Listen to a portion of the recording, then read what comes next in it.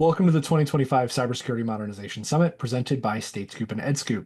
I'm Jake Williams, Senior Vice President of Modernization here at Scoop News Group, and I'm so excited to have you here with us today. For the last 12 years, the StateScoop and EdScoop teams have been working closely with technology leaders from across the country in states, cities, counties, and higher education institutions.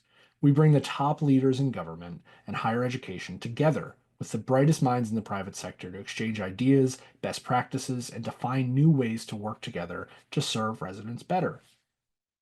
Today's Cybersecurity Modernization Summit puts a lens on the escalating and exponential threats facing government technology leaders today. Cybersecurity is and always has been a top priority for state and local governments, but now, solidly into the boom of generative AI and the changing tactics of ransomware attacks, things continue to change even more rapidly than ever before. More than ever, cyber leaders have to be adaptive and responsive to what's coming at them.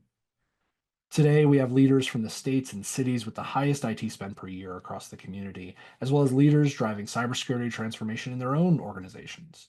We also have private sector thought leaders who are working with the public sector to make all of this happen. During today's summit, we're going to discuss how leaders are adapting to the changing ransomware threat, how they're operationalizing cloud security, changing approaches to cyber procurement, making threat detection more proactive, finding ways to pay for needed upgrades, training the next generation of cyber employees, and so much more.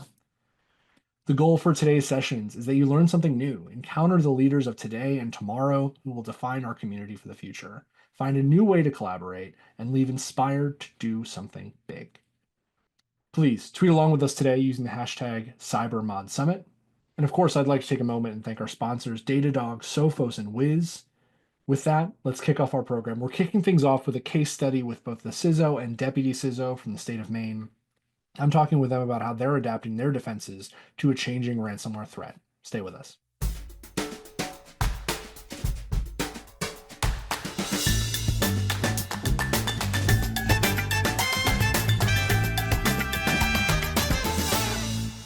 Coming up next. Joining us now are Nathan Williger, the CISO for the state of Maine, and Charles Rote, the Deputy CISO for the state of Maine. Nathan, Charles, thanks for being here. How's it going?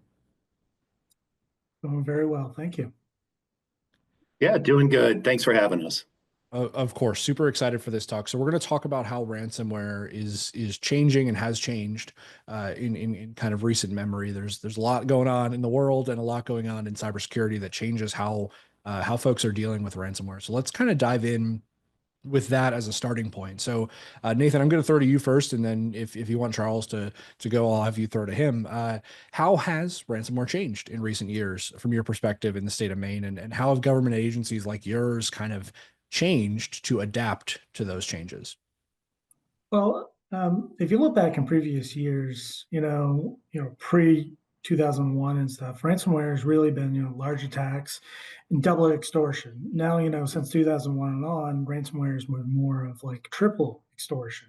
And that's where they're having DDoS attacks happening, stealing the data, encrypting it. But also now they're kind of being creative and they're contacting regulatory bodies about the incident before it's even in public of, as a fear of saying, give us our money, give us the money, or we're going to leak this data. And you're seeing that, and I'm fearful for the future because now you look at what's happening over with geopolitical tensions in Ukraine. You're starting to see wipers, which is more dangerous even ransomware. And so I think that's changing. What I think in the future you need to be prepared to, especially for states, is be ready, putting the mechanisms to be ready for that bad day. And having that breach coach, having that incident response, having that negotiator in place, so you're not scrambling, so you can be faster. And because right now it's all about speed, and that's what we need. Charlie? Yeah, I mean, absolutely. So they're leveraging the data to try and compel people to pay when previously they had backups so that they could recover their own data. So now they're using extortion to compel agencies to pay the money. One interesting phenomenon, which I think is rather recent, is that especially when you're talking about ransomware as a service. It's operating like a business enterprise. And as such, they've got some sort of self-preservation in mind. And I think the crackdown with law enforcement has caused some of them to reevaluate who they're necessarily targeting. And there are known instances where when governmental data is being taken, that uh, those agencies are then notified that, yeah, we got your data, but we're not going to do anything about it. Now, I don't think that we should be necessarily trustworthy of these type of adversaries that have these data, have this data, but it is an interesting aspect to it. And as Nate talked about, really, it's focusing on those capabilities to recover. So we all know that it's not if, it's when you're going to have that data incident. So that being said, you've got to have the skills and tools and resources available for that response mechanism. And so we, And I just, with, oh, go ahead, Nathan. Yeah, please. I just might add, one of the things to be more proactive is really taking a hard look at your priority intelligence requirements and looking what you're trying to protect. And so knowing your adversary and the behaviors and motives that they're after, you can tailor your protection. So I would encourage anybody to put more resources behind threat intelligence, because that's very helpful for your preparedness. Yeah, and so kind of just following right up on that, right? With things like wipers out there, with the leaking, of that data on the rise. I mean, what are the main areas that you guys as a CISO team are looking to bring the fight to? How are you combating this threat to make sure that you're as safe as you can be before, and in some cases after an attack? I'll jump in. I think this is kind of it's all about partnerships in cybersecurity. So we're strengthening our partnerships, both private and public. We have a stronger partnership than we ever have internally in the state of Maine. We work our Maine Emergency Center, we work our fusion centers. We're talking with our National Guard, and having that partnership, and even a broader in the region and throughout the United States, having that partnership to have that quicker response and sharing information is critical. I think it's also taking a look at and looking at your attack surface, what you have. I don't want to always buy tools because that's not always the right thing to do. But I mean, really understanding your assets is definitely critical, especially your perimeter and knowing that's out there. Because as you're probably well aware, there has been a rise on 0-day vulnerabilities. And so making sure what's there so you can react faster is definitely helpful.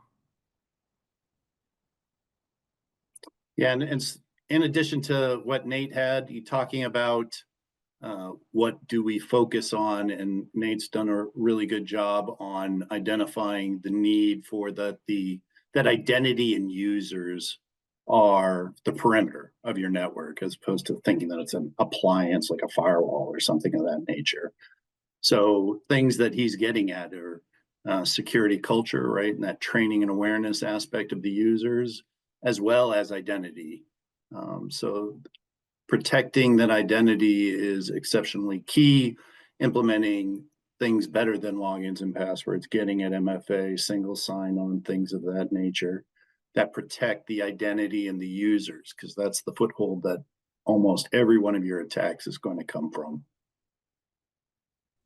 And so, when we kind of put this all together, right, we talk about the things that we have to do to be prepared for this, the things we have to build internally to sort of bring the fight to those specific threats. I mean, that entails putting together kind of a security culture strategy, right? I mean, how does that look for the two of you in Maine? And Nathan, why don't you get us started?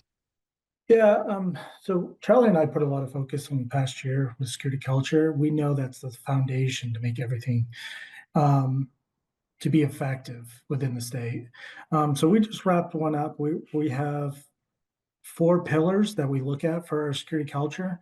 First one is setting the foundation, being a proactive security culture. And what we mean by that is, really establishing a foundation with a leadership commitment with the administration, promoting our security mission and vision with the state, enhancing our communications and transparency with our users. That's both from a management standpoint and employees. Obviously, within security, you need to be baking into the business operations. So enhancing our planning and program alignment to the business objectives, and then just embracing the pace of change with culture. It changes so fast, and so we just need to recognize that and be prepared to move fast. The second pillar that we look at is the human element and shared responsibilities.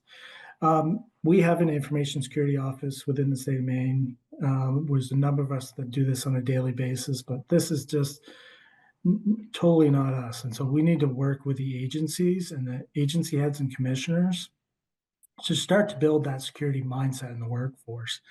And to have them in the forefront of security of, if I click on this link, what is this going to do? Or if I want to deploy this technology, what is that going to do to the environment? Instill risk awareness as well. That's a big thing. Taking a look and looking at the risk. Building security into the life cycle, the employee life cycle. So starting from day one, somebody hires, we need to be building security in. And then fostering a safe and open communication for secure reporting. We want to be, people. We recognize that people make mistakes. We know that mistakes happens, but let's report it as soon as you can, and we'll help address it. The other pillar we focus on is cultivate behavioral change and security awareness. So we need to embrace security behavior characteristics. And that's being vigilant. That's also looking at risk management, making good management decisions and looking at the risk. Continuous security campaign, that's another thing within an objective we have, is constantly having fresh content and keeping up with the threats. Even role-based security training. Role-based security training needs to be fresh and up to date because you have incident responders, you have security analysts, you have even management that has a responsibility. And then fostering collaboration and partnerships. We need to encourage sharing of security across both departments and agencies. One of the things that we're going to be kicking off that we'd like to do is having a security champions program with our department. So, it's just the security team, but we're building that buy-in throughout the agencies and departments. And then working with our external partners. So that's a lot of things that we're kind of doing to start building that security culture. And once we have this right and we're effective on it, everything else will come. Resources, funding, the security tools that we need. Yeah, and then nothing that Nate rattled off is easy, right? Like it's hard going and it's slow, changing culture. And like Nate articulated, a lot of the key avenues of approach here is leveraging those advocates in the agency and trying to shift what the information security office does or how it delivers security services. In that normally what happens is, oh, here comes security. What are they going to tell me what I can't do, right? Like trying to get out of that business where your information security professionals are the police, right? We need to establish in metrics and processes and even the controls that we start to in place controls in such a way that it is very mindful of the business, right? It is intuitive what the business value is and what you're implementing. That the cost of information security is significantly less than the cost of an average data breach in the United States. And that's like at the macro level. But even at the micro level, like implementing a simple key, that single sign-on, that's high on the security. And yet for user behavior as well, and ease of user behavior helps business function. So it's challenging, and we talk about it, it's academic, we're trying to get at it, but it's exceptionally challenging to accomplish. And we have a lot of exciting opportunities in the coming year to get at that. That's huge. I mean, I think that the thing that stands out to me about that approach and all four of those pillars, Nate and Charlie, sort of that optimism of what we can get done in the year. I mean, what really stands out to me is just the focus on people and the focus on kind of the humanity of it all. Because it really, too often are these things saying, okay, we're going to send people to all of these trainings, we're going to do all these things, but not really thinking about that end user, not really thinking about what that looks like for that individual person. And instead of just throwing tools or trainings at the problem, you're really thinking about like, what does that culture look like, right? I think that's really cool. I got just a couple minutes left here, but I want to ask, we when we've chatted before, we talked a little bit about kind of what this Gen AI moment that we're in right now, what that means. Obviously, it's a massive buzzword in our community. It's certainly active in the ransomware and the cyber world as well. Generative AI, it's been referred to as a boon to the defender. It's also been referred to as a boon to the attacker. But what does the pace of adoption mean when we're talking about something like generative AI? I mean, government has a tendency, as we've talked about for many years, to move slower and to adopt slower. What are some of the impacts that that kind of approach has here when we're talking about Gen AI? Charlie, I'll let you start, then I'll add to it. Yeah, absolutely. So what you cite is definitely a problem with state governments. We're entrusted with protecting citizen data, and we're obviously beholden to a lot more regulations than a malicious actor is, right? But the state has been using artificial intelligence, not generative AI, but artificial intelligence for years now, right? Like we use our robotic processes and things of that nature. And what we're really contending with is the generative nature of artificial intelligence. Um, I think it is at the top of the hype cycle, right? Most research that I'm currently reading talks to the fact that it's expensive to deploy at scale, and it's got a lot of challenges with regards to security, especially um, where your data is hidden and how your access control is. So the way that you safely implement generative AI at speed is going to be by having that data classification and access control in the environment before you start introducing widely generative AI processes, and take a very deliberate process to determine where you're going to implement generative AI.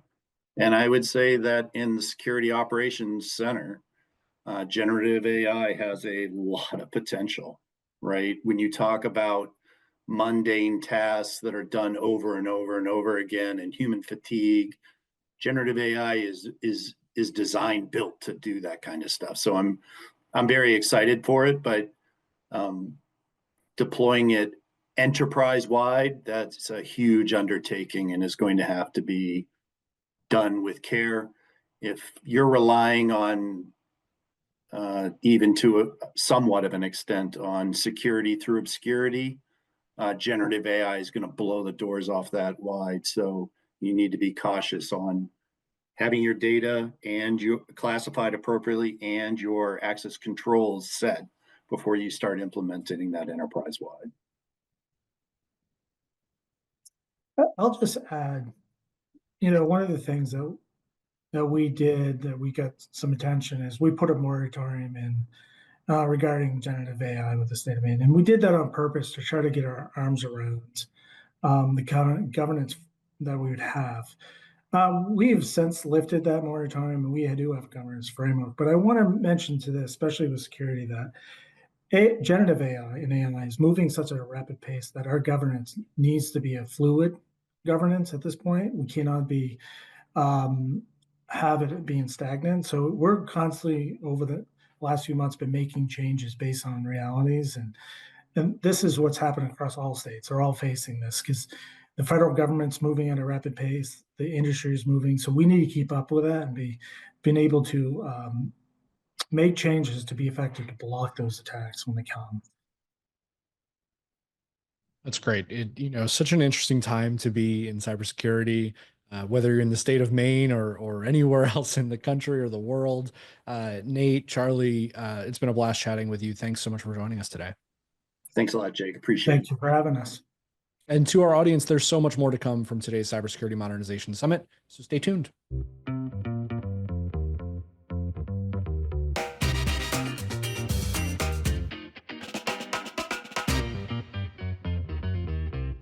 Coming up next.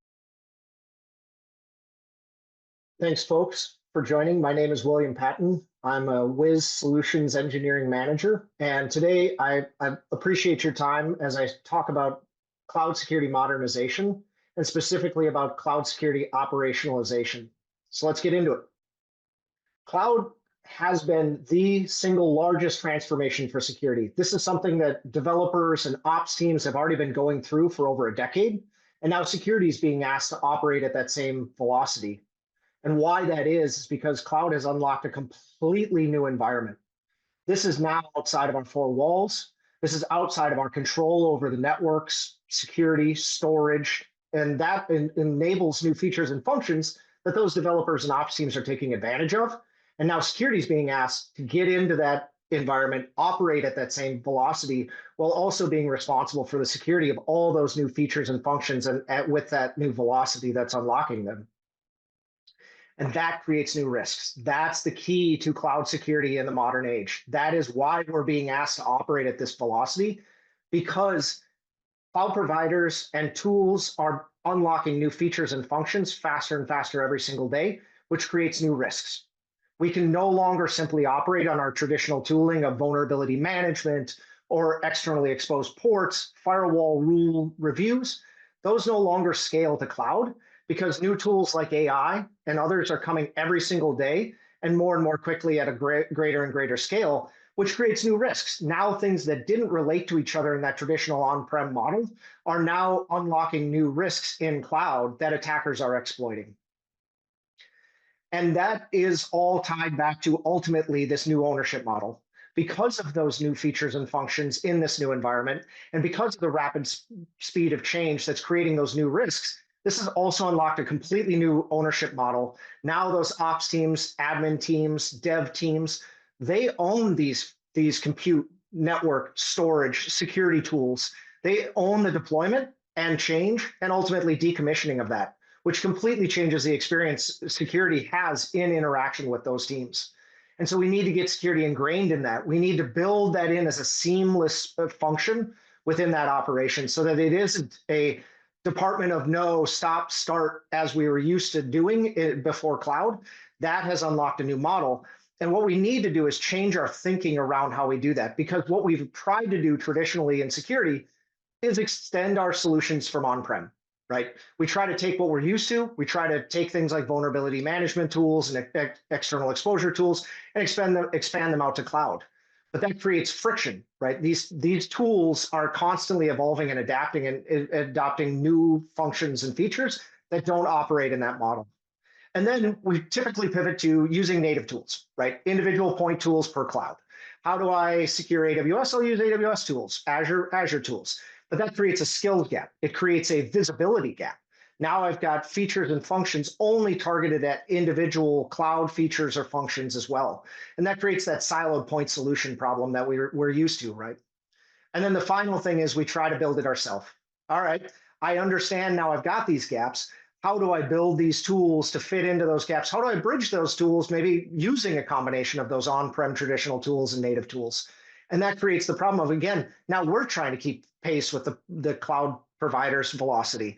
That is a recipe for creating a further and further gap that allows security to fall behind, and we no longer have that visibility. And so if we change that mindset to a risk-based approach, this is how we operationalize cloud security. This is the key, because this is how we get the signal through the noise. And this is what we're used to now with cloud. We've seen this over the last decade, that raw amount of telemetry, that raw amount of services and functions or vulnerabilities, right, is just escalating and growing. The number of vulnerabilities in 0 days only continues to escalate as well. And so we get that large amount, but then we start to apply those risk-based analysis tools to it with things like threat intelligence. All right, we've got 260,000 vulnerabilities. How do I prioritize which one to operate on first? Now I can get that down to 2.4 thousand. All right, that's still too much for me to take action on. How do I move that forward? And so again, pulling it together with things like probability or likelihood, things that we operate in and we normalize as part of our day-to-day job, now expanding that out to those dev and ops teams. Now they can understand, hey, that vulnerability with that public exploit in this particular combination of these 23 that are publicly exposed to the internet, that creates a toxic combination. That creates something we need to really take action on. But ultimately, it's going to come down to them and the business of what is the impact? Why do I care about those 23? Which do I care most about? And so this is where then we can apply something like access to data. Buckets and databases contain the crown jewels, contain the information that run our business. And this is where we can apply that impact methodology to ultimately create an actionable list for that business. Okay, these are the 12 we need you to take action on. And again, going back to that ownership, they're the one having to do it. They're the one having to take action. So we need to target and focus their efforts when they move forward. When they take action, they need to understand why. They need to understand the priority of when they need to take action and how. And so as part of that, we need to think about this as democratization. That's how we operationalize this. You see that on the left-hand side. Now the security team and that dev team are both operating in that self-service model, but now the security team has got that central visibility and control, but they have to ultimately rely on those dev teams or ops teams or AI teams to take that action. And so we need to provide them as part of this checklist on the right-hand side. We need to provide them with what I was just saying, that visualization. Why do I care? Support it with evidence. This is why this vulnerability with this exploit, publicly exposed with this access to data, that creates guidance for them of, okay, now I understand why. And now we need to create that virtuous cycle to really operationalize this, provide them with the remediation. Cybersecurity is not what dev teams and ops teams are traditionally trained in. They don't come at it every day. So we need to help provide them with that. We can't simply point out what's bad. We have to help them remediate it and ultimately now operate in that model where they have been for some time in code, right? How do we not just fix this in the code, but how do we prevent it going forward? Create that automation, create that cycle. That will create that operationalization that allows us to scale the cybersecurity organization in coordination with operations and administration. And so what does this look like visually? And you'll notice on the right-hand side, we've got that proactive and reactive above the line and below the line. This is where we can, again, pull together that security posture first, constantly analyzing the environment, constantly be evaluating what is the posture of the environment because it's constantly changing.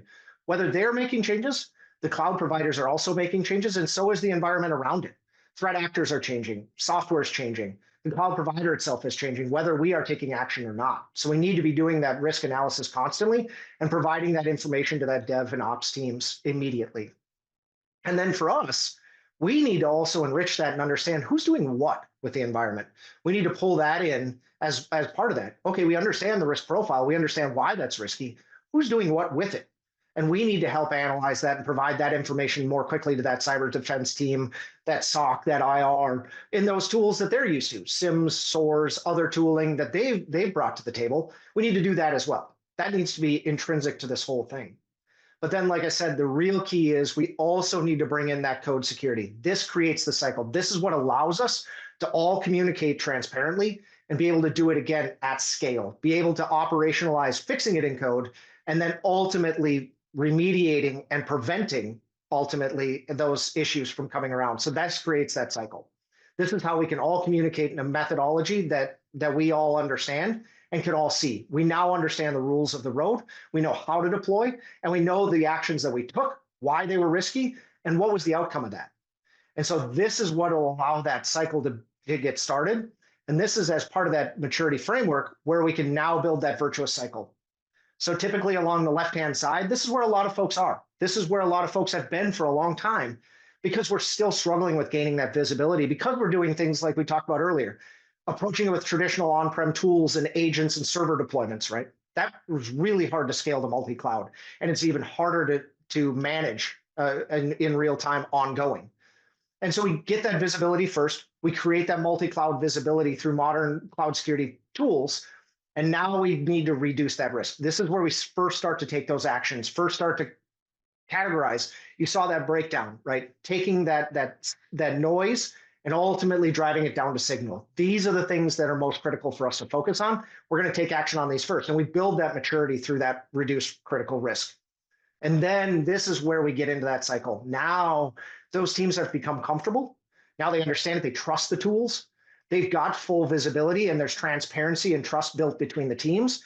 Now we can start to work on that democratization. Now we can give those dev and ops teams direct access to our tooling. Traditionally, not something we do, right? Now we can allow them to self-service their own security as part of the self-service of their own cloud tools, of their own code platforms. And again, now we start to build that out. Now we can meet in the middle with that develop securely. And this is a new muscle that security teams are being asked to stretch with operating in code. I need to now interact with Git repos. I need to interact with Terraform, IAC, and some of these other primitives that are cloud native. That's what dev and ops teams have been doing. Now we're being asked to do that. And the key is ultimately that respond to threats, because we are the ones that are tasked with that. And so as part of learning that new muscle memory within developing securely, we need to do the same thing as part of our threat management and threat analysis. And so we build those workflows and build that response framework, and now provide that rule of the road back. And this creates that framework. Now we can interact back and forth across that in a transparent manner so that everyone understands this is the risk, this is what's happened as a result of that, and now we can fix that in code and meet in the middle. And that's how we really truly scale that cloud security and transparent operations of cybersecurity. So hopefully I left you with some ideas today. I hope that you enjoy the rest of the summit. There's a lot of information being shared today. Thank you for your time.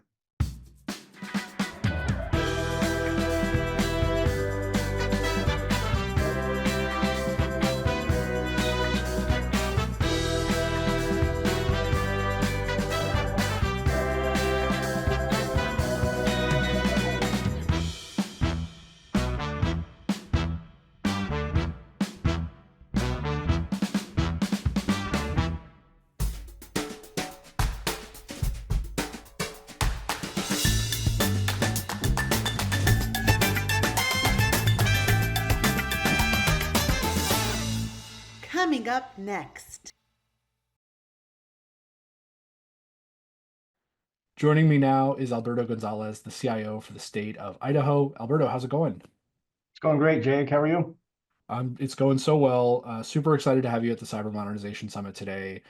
We're here to talk about procurement. It's one of the wonkier, less fun, less sexy things to talk about in state government, but it is so vitally important, especially in the context of cybersecurity. So tell me a little bit about your current procurement environment. What are some of those challenges? What are some of those difficulties that you've kind of encountered along the way? I appreciate that, Jake. Just for the record, I've been with the state about 17 years, and mostly my background is managing programs like Medicaid, the DMV, the Health Insurance Exchange. So I've always viewed procurement from the challenges I used to have as a administrator of a program versus IT. The length of time it would take to do procurement was a real frustration for me. And over the last couple of years, we've been able to move to a new model where we've increased the delegated authority that IT has, but secondly, we started to embrace some of the consortiums that are available to us to expedite the way we do procurement. But on the cybersecurity front, making sure that agencies that try to do procurement on their own, or anybody that's doing procurement through ITS, that we go through a fairly rigorous security review when we do that. And what's the process been like for you to sort of get agency buy-in and get people kind of all together on this idea of how do we procure technology in a responsible and secure way? So, as you can imagine, there's been a little bit of resistance on us forcing a security review, but we have enough examples now where we've demonstrated that folks have purchased hardware or software that was not meeting the security standards. We had an example of where cameras were purchased that were manufactured in China, as well as the video was being stored in China, and the video was capturing very sensitive information. So talking to the agency leadership after the fact and becoming a partner with them at replacing those cameras was pretty critical, but a very easy example for them to sort of start thinking differently. Software that was being used that we shut down had a lot of security concerns. We worked with the software company to remedy some of those issues, and we were able to bring it back online. It took a few months, but we were happy that we were able to do that. And the agencies then saw another example of where it's not a bad thing. We're just trying to protect you. We're not trying to be obstacles in your procurement process. And so when you look at that sort of those challenges, the idea of agencies kind of wanting to do their own thing, the idea of not wanting to be perceived as like the no department or the people that always say no to everything. Tell me a little bit about how you approach that, and how did you sort of rethink that approach and get the way that you operate moving in a bit of a different direction so that you could get that done. So that's a really good question. I think, when we're a consolidated state, I know we have distributed states and we have a lot of different varieties in how state IT is done. When we were doing the centralized or consolidated model, we initially were having a very heavy-handed approach to, we just won't allow it into the environment. That never works, and we got a lot of feedback. I know when I took the job, that was a major point of frustration for our agencies. We did have to put some authority over the procurement, though. So we started working with our Department of Purchasing.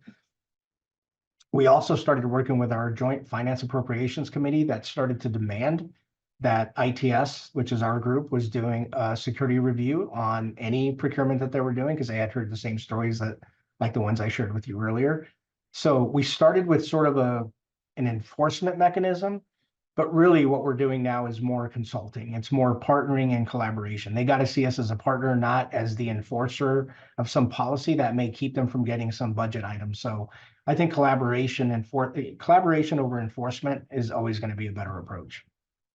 And I mean that's sort of the bigger picture, right? But when you look at the more granular level, like RFPs are a huge challenge for everyone and provide a lot of stress and also a lot of complexity. What are some of those small things that you're doing to speed up the procurement process and to overall sort of make things more secure?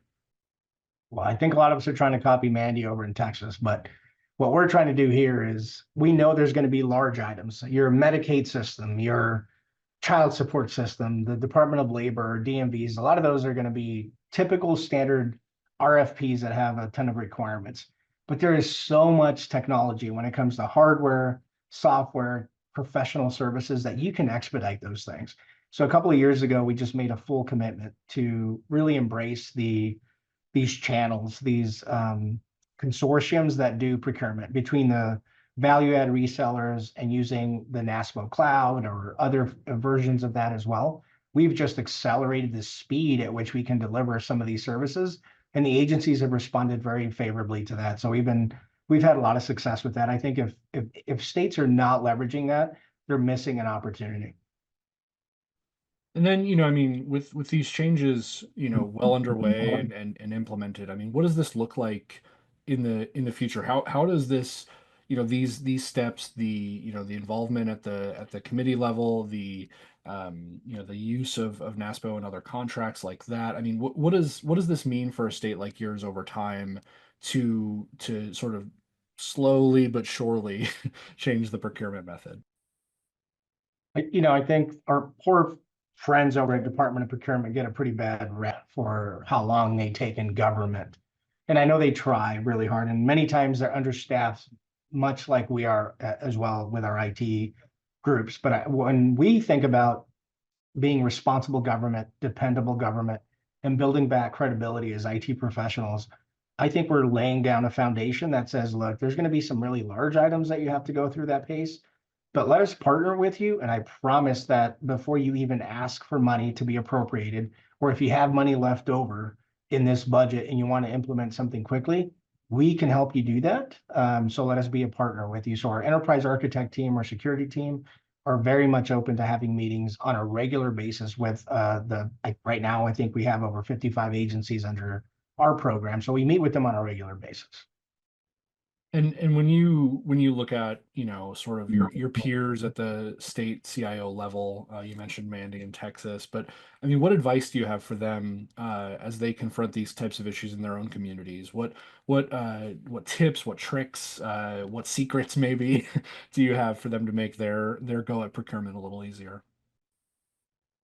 I think for me, what I've learned is every time I attend any sort of gathering that involves the CIOs or the procurement officers, it's really about sharing your challenges. And we've had these across the board. I mentioned Mandy, but I've learned a lot from, from Montana, from Utah, from Oregon, California, Washington. Like, you have your regional area. So, reach out where you can. But share your, like, don't be ashamed to share like what you're struggling with, because I guarantee you there's a bunch of states that went through that before you, and you can learn from them. So I have no shame in stealing ideas from other states, if they can accelerate what we're doing here or make it better.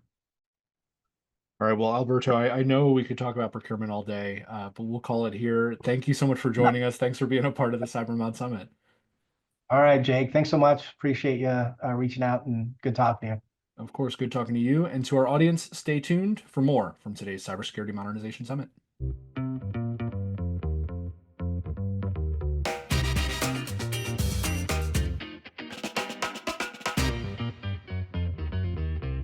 Coming up next.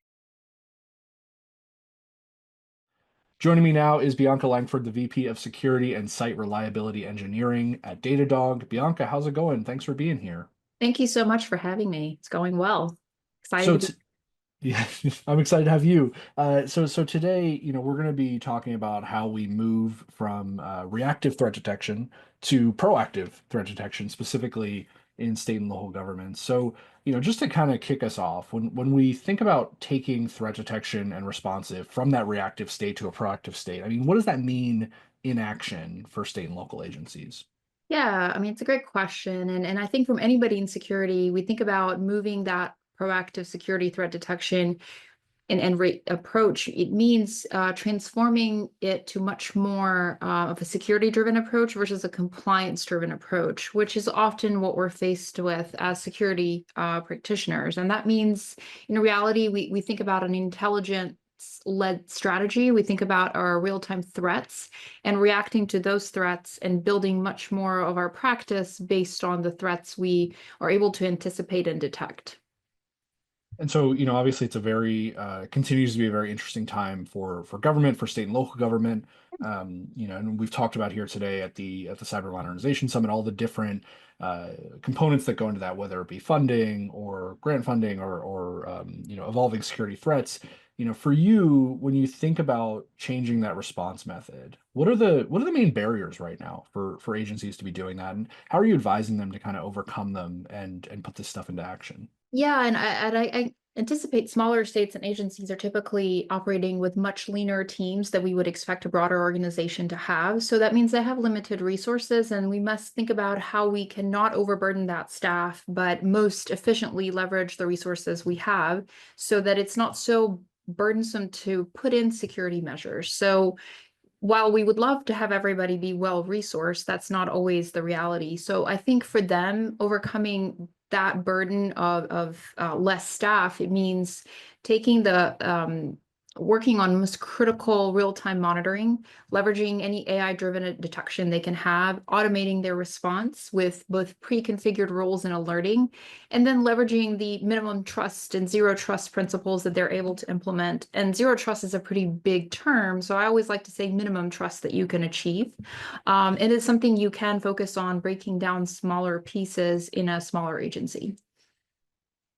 Tell me a little bit about that minimum trust versus zero trust. It's admittedly the first time I've heard that, and I love it. It's super, super smart, and I think there are a lot of government people listening to this and breathing a sigh of relief, like, oh goodness, thank goodness it's not zero trust. Like, minimum might be the way to go. Tell us a little bit about Well, that. yeah. So I think thinking about your threat landscape and what are you worried about? If you say zero trust, it means you trust no one, but that's not really what happens. You trust the people inside, you protect their identities, you protect the identity of your resources. So you're really focusing much more on isolation and figuring out what resources need to be accessed by whom, and focusing on logging, detection, and audit of that. And then starting that minimum scope of what you have, if you need to broaden access or you need to lessen it, but you at least have a barrier where you're working with more efficiently. Yeah, and that makes me think about sort of the other trending topics in our space right now. Obviously, AI is the biggest buzzword around. How does something like AI factor into changing the approach like we're talking about? I mean, is it speeding it up? Is it complicating it? How can state and local agencies really optimize things to make that happen? Yeah, so I think it's both. It is a buzzword, much like zero trust, but it is one that we have to adopt and figure out how it serves us best. So for me, if I was thinking in like a terms of a smaller state agency, I would look at automating elements of detection and investigation, something that's repetitive and that can be improved over time with additional data and intelligence built into it. So should simplify the repetitive and manual tasks of detection and investigation, and then leading to a better response and remediation strategy for security incidents. Something I'm very passionate about improving over time. And it's really key from going from that reactive to proactive approach. And so it's like a biggest benefit we get from something AI driven. And then, I mean, kind of pulling this all together, we've talked about AI, we've talked about minimum trust and zero trust, and we've talked about sort of this real challenge, right? That agencies are having, sort of being more proactive. What does this shift mean for folks, kind of longer term? What does that enable for agencies to do? And ultimately, kind of answering the question of today's event in general, how does this all set them up for true modernization of cyber operations? Yeah, I mean, those are building blocks that everyone has to have in place. And any security practitioner, any security leader, any security organization is constantly battling evolving threats. So it always feels like we're behind, regardless of how great we think we are and what great teams we have. So if we pull it together and think about how do we stay ahead, our main thing is proactive threat detection because the threats are constantly changing and evolving. So if we can proactively do threat detection powered by our continuous monitoring, this allows agencies to identify and mitigate threats, therefore allowing the resources they have help them build forward other programs that they need to either expand on, invest resources in other areas so that they can actually prevent full-scale breaches and protect what they're actually trying to protect. That's a really, really, really good point. Bianca, there's so many more directions we could take our chat, so much more to say about sort of responding to some of these threats. But for now, thank you so much for being here. I appreciate you sharing these thoughts and look forward to doing it again sometime. Thank you for having me. And to our audience, stay tuned for more from today's Cybersecurity Modernization Summit.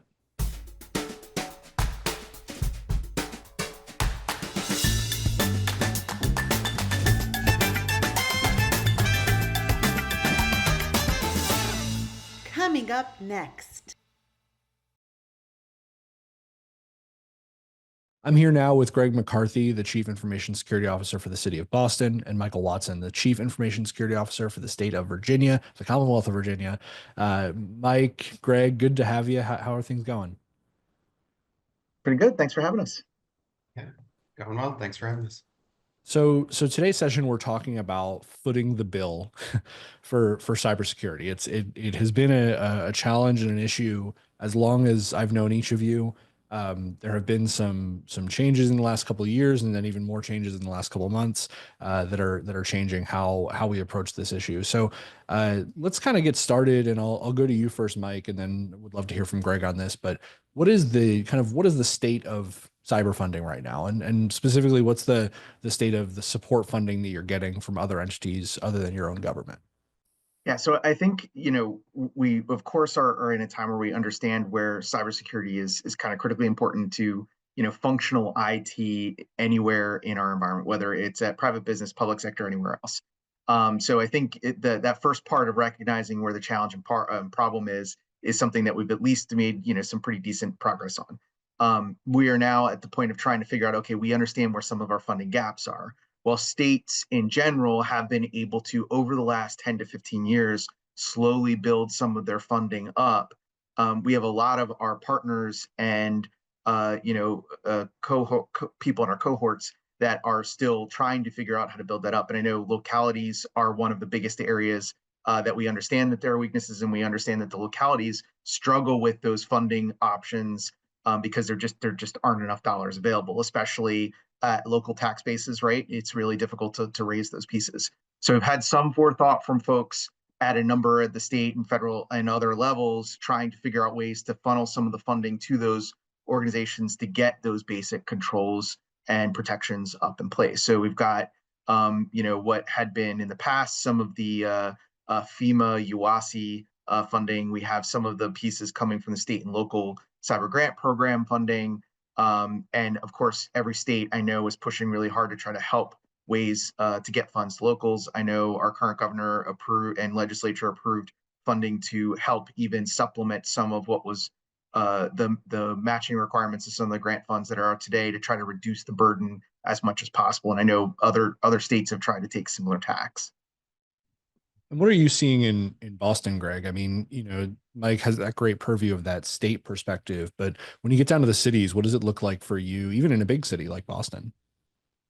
Yeah, I think funding is always been a challenge. I think with cyber being thought of historically as more of a cost center than really something that brings in money to the organization. I think we've always struggled with trying to rationalize why you should fund a cyber program.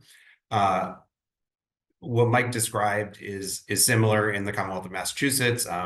We have funding resources through the UASI grant funds. We have funding through state and local cyber grant program.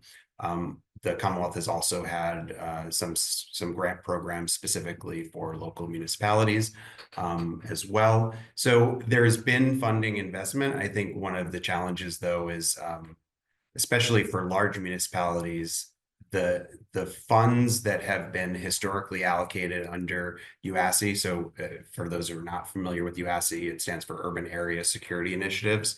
And this has been primarily a public safety grant program that was run through FEMA. I believe it was around 2018 was when they first started requiring certain percentage of that grant funding to be spent on cyber initiatives. So there was quite a few years that those funds were requiring spend on cyber initiatives. So in the UASI region for Metro Boston, we did some really amazing programs like invest in the 9 municipalities licensing security awareness training, investing in actually resources that were part of our fusion center that were focused on cyber, resources that would help municipalities in the region assess their cyber needs and then put in for funding requests around those. We also did EDR licensing for the municipalities in the region. So it's been a really great program. What we saw is after the introduction of the state and local cyber grant program, unfortunately, the required spend was taken away from the UASI grant, and we've seen a decrease in that allocation from that grant funding source because the thought is you guys have a dedicated cyber grant program and which is amazing, and I'm appreciative of that program as it is, but it also now spreads the money across the entire state as opposed to focused on a small group of higher population, higher risk municipalities within a specific state. So it's been quite a challenge. What I'm hearing there in what both of you are saying is kind of this dilemma that states and cities are facing when it comes to funding cyber. We've talked for years, there's never actually enough money because you could spend all the money in the world and still not be super secure. But really the dilemma that I'm seeing is that it's not even that there isn't enough money, but you can't even maximize what you've got because of this changing environment. Tell me a little bit more about that. What is that dilemma like in each of your respective places? And Greg, we'll go to you first this time.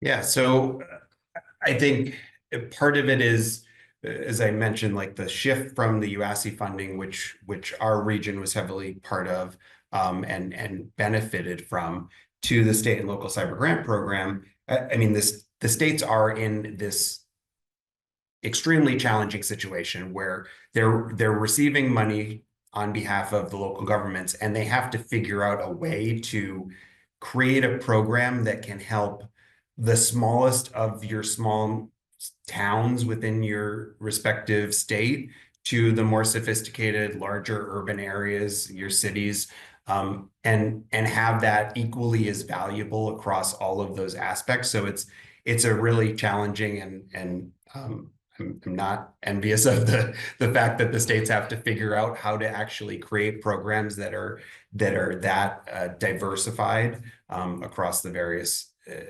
organizations or municipalities within their state. So I don't know what the right answer is, but we have seen a big shift in the funding, and I think it's impacting more so the sophisticated or the more well-funded, if you will, cyber programs in local governments. And the state and local cyber grant program is really focused on those smaller municipalities that don't have any resources, that have limited to no level of security, that to just level them up, if you will, to a baseline that is something reasonable.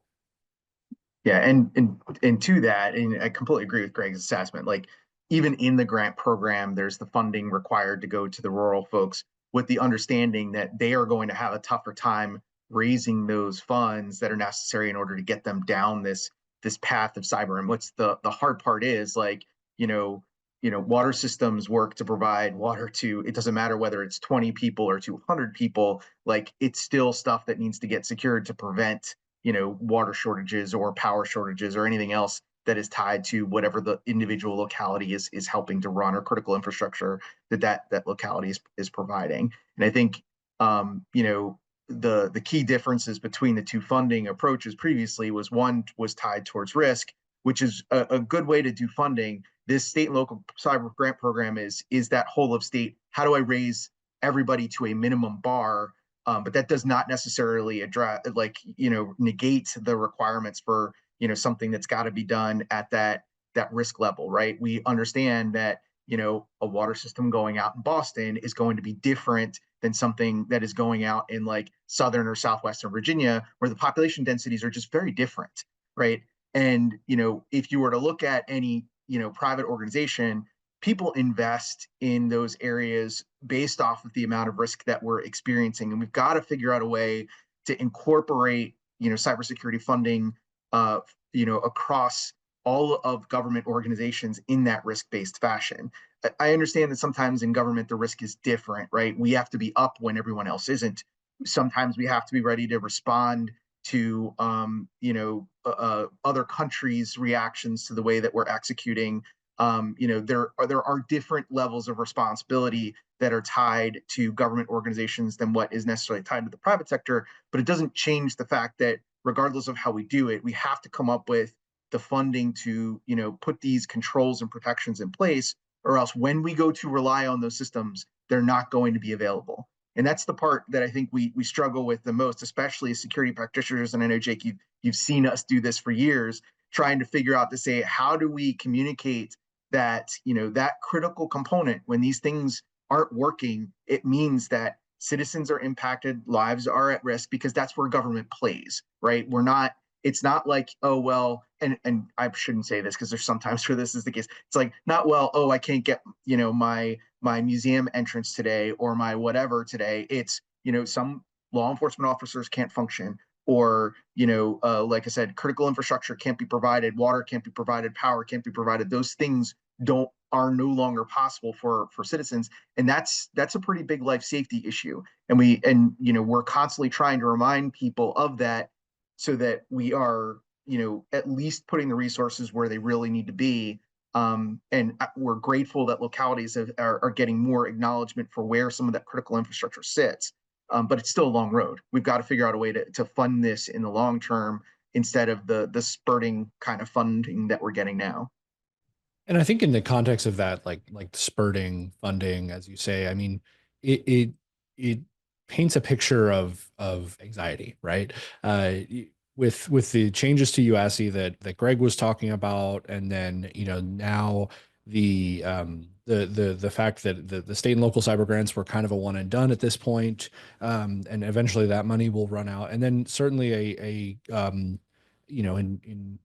early early March of 2025, a confusing federal landscape when it comes to funding. What are you guys thinking? Where is this money going to come from? Consistently in the future, if it's not for the feds, how do you make it work just to keep funding what you're trying to fund? And Mike, we'll go back to you. Yeah, so I'm generally a fan of saying that, state and local government organizations in general are used to being a bit scrappy with their funding, right? We always have to be creative and come up with ways to make sure that whatever agenda that we are trying to support, right? Because that's where we play in technology. We're supporting some sort of business-based agenda, that they're accounting for both the cost for technology and security. The good news is that a lot of the media coverage and stuff that's been out there helps folks understand just how important the cybersecurity aspect of any technology component is, because we've seen the consequences of what happens when it's not there. However, the building in of those funding to support the cybersecurity requirement is always going to continue to be a challenge. And what we try to take, in Virginia, and I know other government organizations have taken the same approach, is saying, like, look, when we release a piece of technology, there is a corresponding cyber thing that goes with it, right? And that cost has to be built into that technology. We've got to make sure we maintain that, and we look at our leaders and those that are setting the budgets to make sure that they're asking that question and say, I know you've got the technology cost in here. Are the cyber costs also accounted for, in this mix?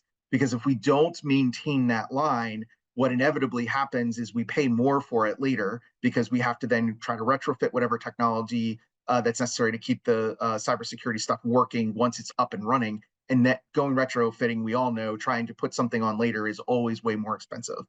Plus, you have to do whatever cleanup it is that for whatever it is that went wrong. So we have to continue to be creative. We have to make sure that our leaders are asking the right questions, and we are helping our leaders understand what those questions are that need to be asked. So when it comes to decision time, they've got those armed with the right knowledge in order to ask that for that information. And Greg, over to you. I'm curious what you think on this. Yeah, I mean, I think I love Mike's description of cyber professionals as being scrappy, because I do definitely agree with that. We've had an uphill battle as cyber was introduced into technology space, into government. It's a newer space especially in government. So I think part of it is we've always had to fight for funding. We've always had to come up with reasons for why cyber is important and not just a cost center. So I think looking at it from a risk reduction standpoint and telling that story about how doing X will reduce the risk to your municipality, to your government by X percentage, and really telling that story is something that I don't know that as technologists we're always the best at, but I think spinning that conversation to risk reduction is really helpful. And I think our leadership understand risk a little bit more in that space than they do. Buying this widget will do X, Y, and Z, but if you're not spinning it in a risk reduction standpoint, I don't think they understand it as well. So focusing on risk reduction, I think, is a really good thing. And the other thing is, like, if we don't get the funding, there's a lot of things that we can still do. Like, our teams are really great and really resourceful at making use of the technology that we have in place.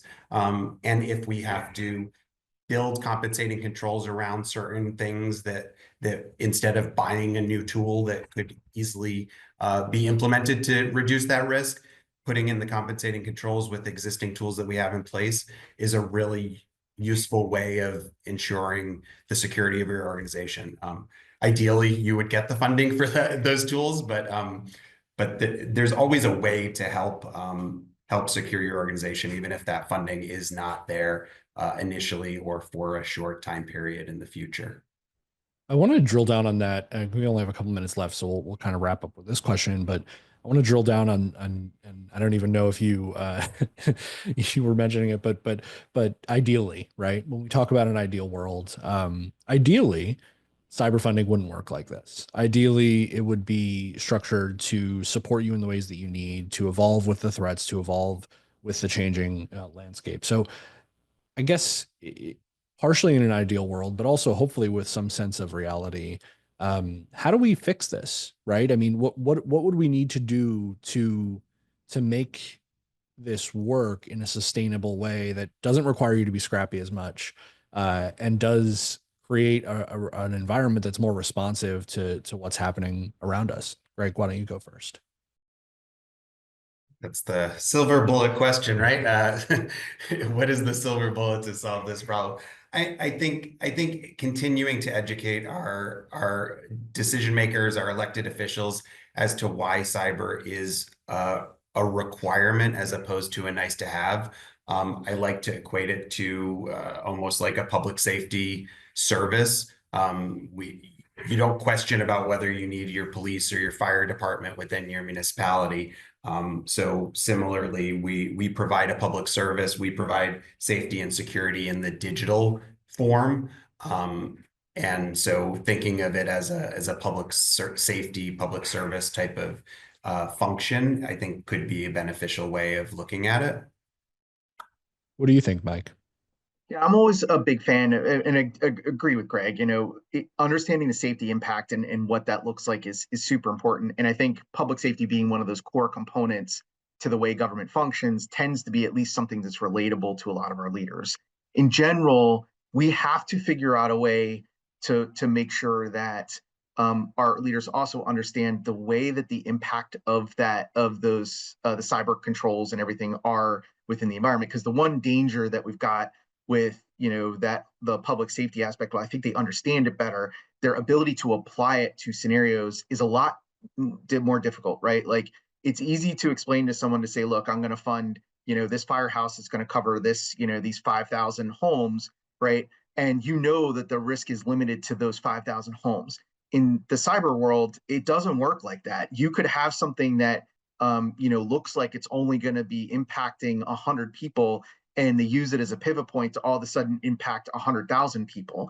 So it's really difficult to scope the level of controls down to something where you're absolutely certain that the only impact to something is limited to 100 folks without having all of the security controls in place on the other end, right? So that level of difficulty where if you don't take a comprehensive cyber approach, it makes it really, really hard to limit the exposure and impact, of a cyber compromise to the environment. Our leaders are always going to struggle to understand that because it's most of the time we're very focused on the one project or one instance, and it's folks like Greg and myself whose job it is to continually remind folks about where the actual widespread, impact is. Now that said, there obviously isn't a silver bullet to it, but getting folks to remember that cyber's got to be part of the equation and not an add-on. It isn't something that's optional, and it can't be something where while we generally try to do a good job of funding our public safety and public response, we know that they are consistently underfunded. We can't live in a world where that's going to continue to happen generally on both sides, but at least in the cyber side, you can't underfund and then expect everything to work correctly. Knowing that technology runs a good portion of the environment, that's where I think the major distinction comes between the public safety argument and where we're at now, is that when public safety stops, it is generally a response-related activity. Somebody isn't there to rescue, respond, protect, whatever. When cybersecurity doesn't work, that solution, that service does not function, right? Something breaks and there's no way to recover it. There's no coming back from it. That is where we're at with a lot of our cyber activity. And that distinction is really important for our leaders to understand and in theory embrace. We need them to know that without those cyber components, there is a real high likelihood that we will lose or have restricted services for whatever it is that the government is trying to do, whether that is a museum, water, public safety, or anything else. Greg and Mike, I have 40 more silver bullet questions for you, but we'll call it there for today. Thanks so much for being a part of this, and thanks for sharing some of that perspective on how we do this and maybe even how we fix it. Thanks for having us. Yeah, thanks for having us. It's been great. And to our audience, stay tuned for so much more from today's Cybersecurity Modernization Summit.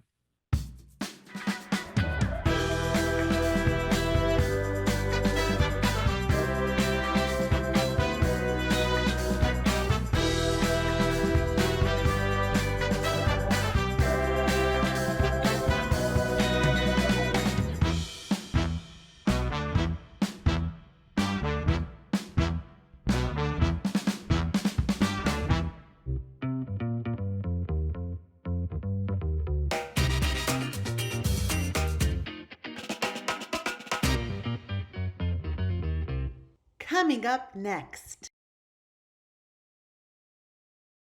I'm here now with Jason Snyder, the CIO for the Commonwealth of Massachusetts, and Tony Sauerhoff, the CISO for the state of Texas. Tony, Jason, how you doing? Great. Doing okay, Jake. How are you? Doing so well. It's so great to have you here. We're talking about all things cybersecurity modernization here today at the summit. And one of the things that I'm really excited to dive into with you all is this concept of sort of building that workforce pipeline, both one that starts in academia, because we have some higher ed participation here today, from Tony's state of Texas. Texas and A&M CISO is joining us as part of today's conversation, and also just workforce efforts in general that build that workforce and that cyber workforce pipeline for states like you. So I guess a good place to start, and Jason, we'll start with you, is when you think about building that workforce, when you think about that pipeline, what are some of the things that you're doing? Where do you kind of get started, and how do you get these programs off the ground? So it starts with a critical problem statement, which is 30% of my staff is over 60. And so like doing nothing and just sort of like, hoping everything will be okay, isn't an option. And so we're also unable to hire like for like with these people retiring. We can't hire in the expertise like we're losing. We can't afford it, and we find them on the marketplace with all the competition in the Boston area is difficult. So we are looking at new ways of recruiting talent, and it starts with looking at internship programs and bringing in people fresh out of college who are actively interested, and then building a mentorship program so they pair up with people within our SOC so they can learn and continue to build from that. We're also looking at the career shift types of people. So we have an active apprentice program where we work and we bring in people who are making mid-career shifts or are interested in cybersecurity, and they can follow the same flow where we have mentorship program. They're part of the SOC. They continue to grow with people, with other people, other leaders in the SOC, and grow and learn the whole cyber exercise within the Commonwealth. And Tony, I mean, I know you have a bunch of stuff going on in the state of Texas. Tell me a little bit about sort of what of those efforts that Jason was just talking about that maybe resonate with you and that you have underway, and also maybe some other creative ideas you guys have down in the Lodestar State. Yeah, thanks, Jake. We're doing a lot of the same stuff. Not a lot of this is original great ideas, right? We're trying to all develop talent and build that pipeline, as best we can. We recently started out a high school volunteer program. We call it a volunteer program. It's not even an internship program. And in the summers, we're bringing in high school, typically between junior and senior year of high school, but to expose them to the career field, build some relationships, and start cultivating that pipeline at that young age. And then we move into our college, more traditional college internship program. That's very similar to what Jason described that they're doing there in Massachusetts. We had 4 interns with our team last summer, and we'll have more today. And one is actually a candidate for a current position, one from last summer that we're talking to. And we have some really good experiences and got some really good work. It goes both ways, right? It's not just about exposing the interns to to the workforce. Again, building those relationships, and they really do provide some valuable work as well. We have an apprenticeship program in Texas too. Our previous legislative session, our legislature passed a bill authorizing DIR, our agency, to enter into an agreement with a junior college to institute a program to develop a state information technology credential. And we have sort of, along the idea of moving away a little bit from the idea that everyone coming into our field needs to have a traditional 4-year degree, right?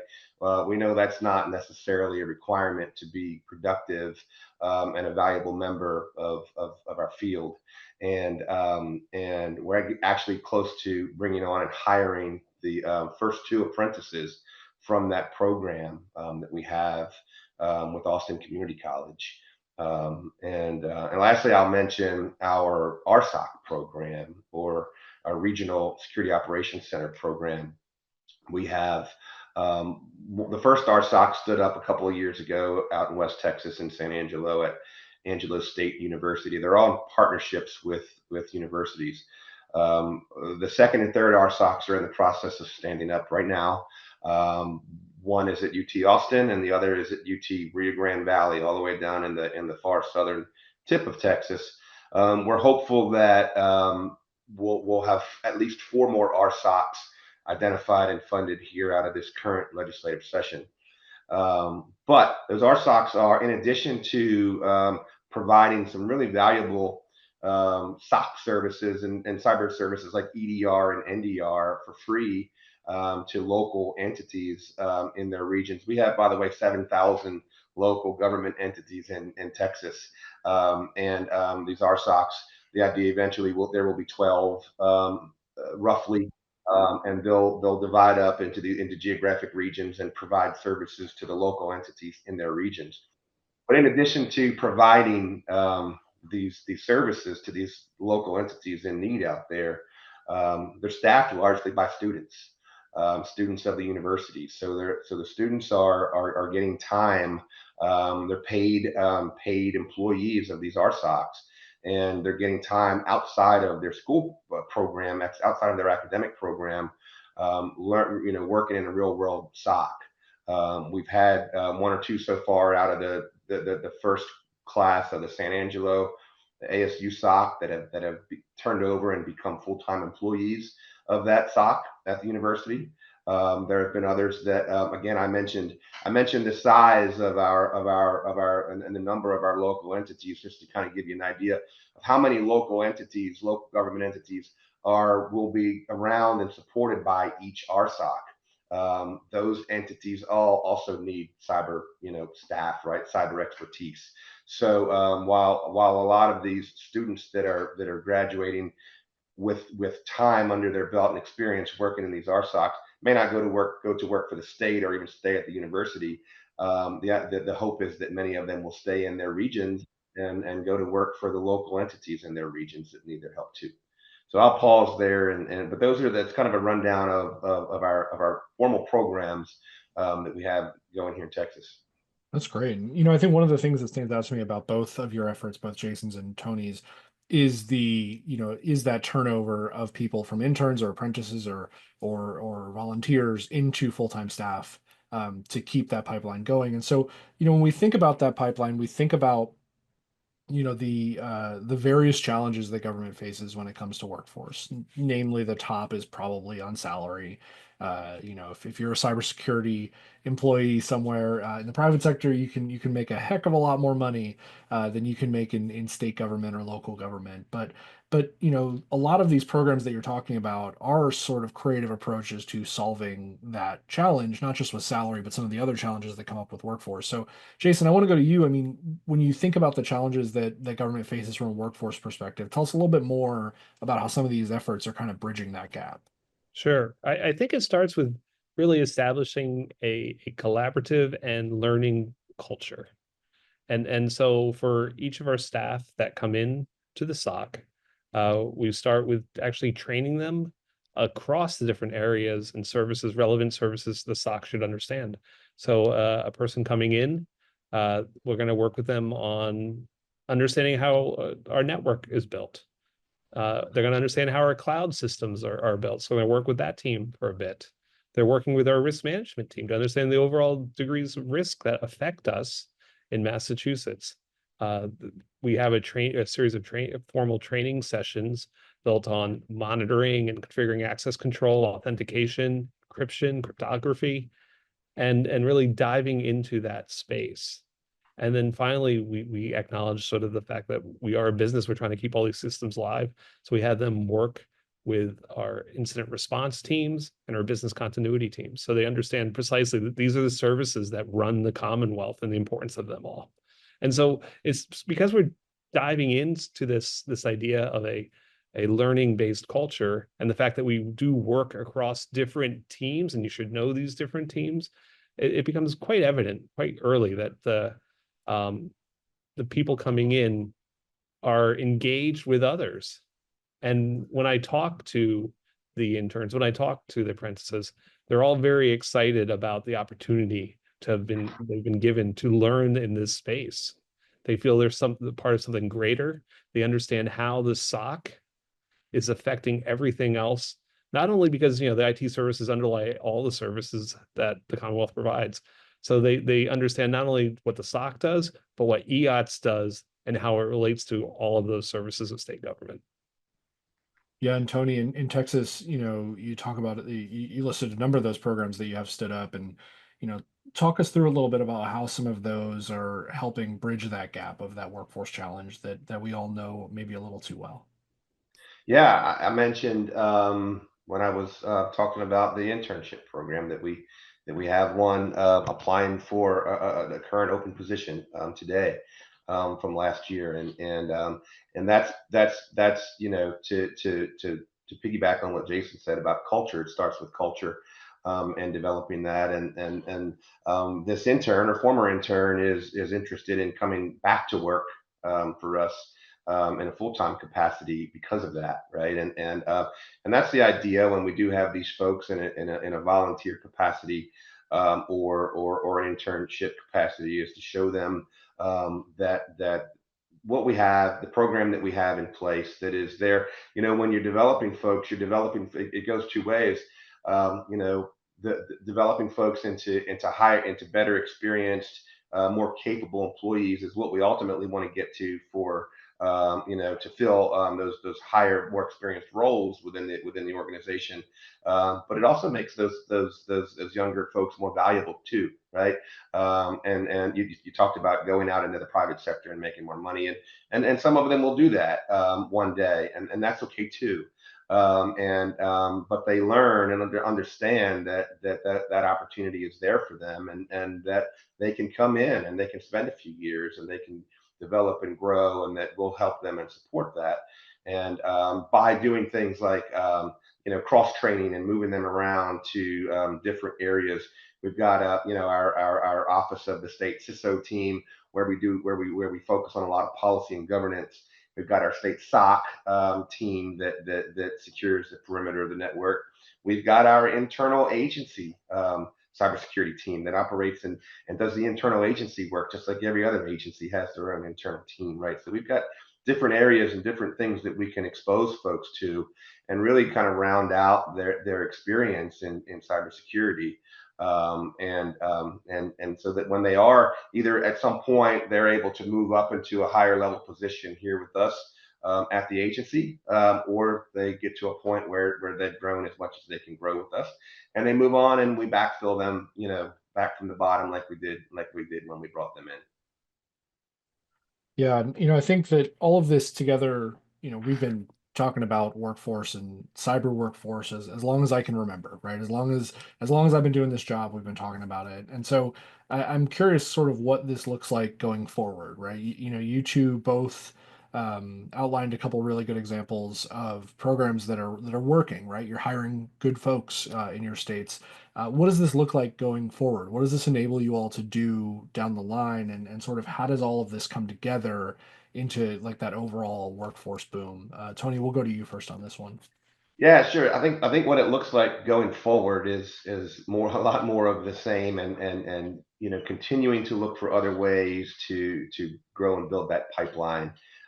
We have I'll mention a school district in Northeast in Texas, Northeast Independent School District in San Antonio, who purchased a Walmart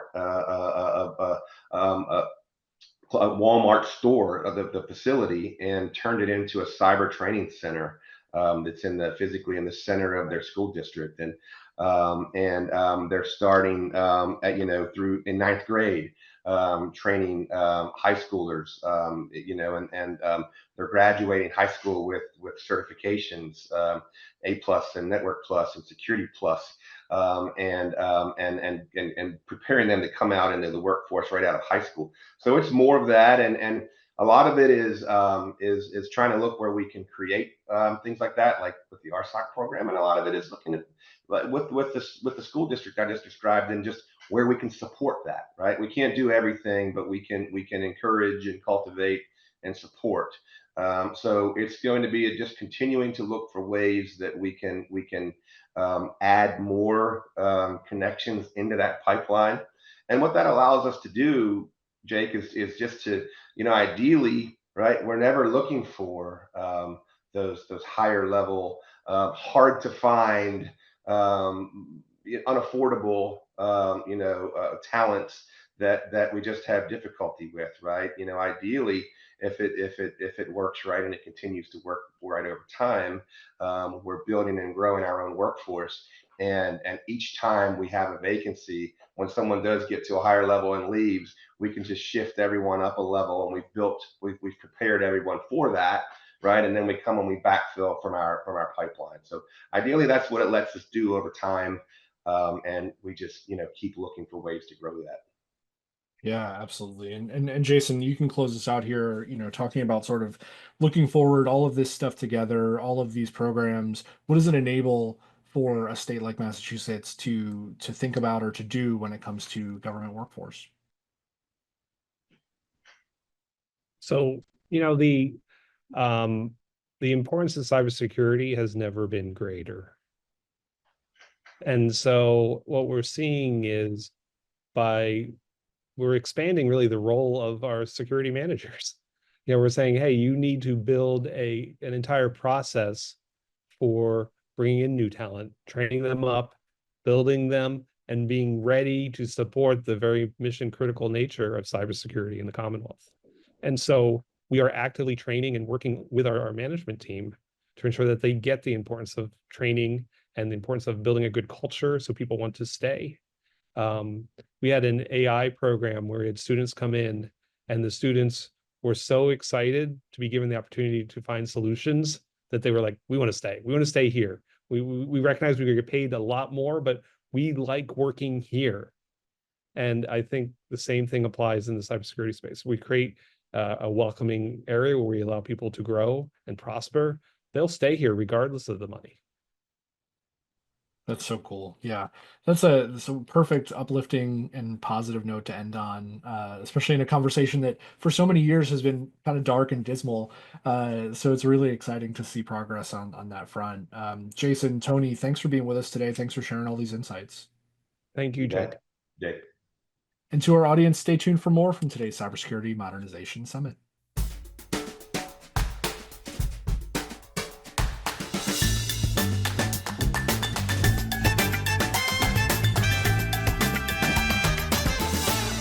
Coming up next. We're here now with Adam Michael, the Chief Information Security Officer for Texas A&M University. Adam, thanks for being here with us. Thank you for having me. It's great to join you. So Adam, you have this super interesting perspective as the CISO of one of the largest higher education institutions in the U.S., and with that comes a lot of challenges and opportunities, I'm sure.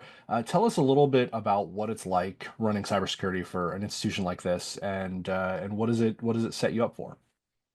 Well, as you said, we are one of the largest R1 research universities in the United States. Right now, our student count is just about at 80,000, and that is mostly on our main campus, right? Not spread out, not through online students. We do about $1.4 billion annually in research expenditure. It's a very high activity research university. And so there's just a lot here. I think one of the things I tell people is that at a university, we might not have the most of any type of data, but we have some data that falls under almost any data classification type or any federal regulatory schema that you can imagine, right? So we have financial data, we have GLBA, we've got Sarbanes-Oxley, we've got HIPAA data associated with our med school. We have, of course, FERPA, that's the act that governs educational records. We've got DoD research, so we have things like ITAR, and we have export control information. Just if it's there, we've got some of it, even if we don't have the most of it. And so what that does for us is it forces us to deal with this wide range of regulatory frameworks, and we have to be prepared to be flexible to deal with all of them. I think the other interesting thing about operating in an academic environment is that there's something about the nature of academia, right? The very essence of what we do is about openness and sharing and collaboration. So faculty frequently collaborate with other researchers across the United States, across the globe, and it's part of the academic culture to be open and to collaborate in this way. And that somewhat fights against our traditional culture in security, right? Within security, we want to lock things down because that's the easiest path to ensuring that the wrong thing doesn't get put in the wrong hands. But if we do that, if we turn the dial too far, and we just say, well, the easiest path for me as the security person is just to turn everything off, lock it all down and say you can't share anything. That directly fights against the purpose for higher education and the purpose for research, fundamental research. And so there's this balance that has to be struck. And to an extent, that the cultures between what we try to accomplish in security and the culture of academia are constantly in pressure against each other. Let's dive deeper into that, because I think that's I think every CISO has that balance between being the annoying person in the room that says you can't do this, but what you're talking about is kind of the next level deeper, right? Like you're really in some ways you need to ignore your gut, right? Ignore your cyber gut to allow students and researchers and faculty to do what they need to do. Tell me more about that balance. How do you approach it? How do you sort of think through that? That's interesting that you put it that way, because I think we build these instincts within the security and risk community around the right way to approach a problem.